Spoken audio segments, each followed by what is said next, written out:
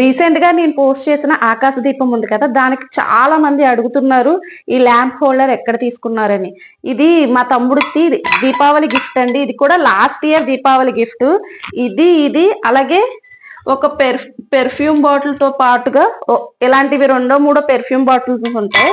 వాటితో పాటుగా ఇలా దియాస్ ఉంటాయి కదా, ఇలాంటి దియాస్ అయితే ఇస్తారు. ఇది లాస్ట్ ఇయర్ది.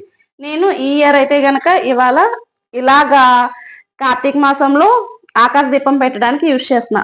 ఒక్కొక్కసారి ఇది యూజ్ చేస్తా, ఒక్కొక్కసారి ఇది కూడా యూజ్ చేస్తాను అనమాట. ఇది కూడా మనం దీపం పెట్టుకున్నప్పుడు కొండెక్కిపోకుండా ఉంటది అనమాట. తులసం దగ్గర కావాలన్నా కూడా హ్యాపీగా పెట్టుకోవచ్చు.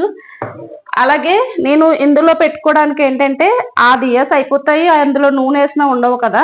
ఇలాగా ఒక చిన్న ప్లేట్ నా దగ్గర, దేవుడి దగ్గర ఏదైతే ప్లేట్ ఉందో ఆ ప్లేట్ ఇందులో సరిపోతుంది.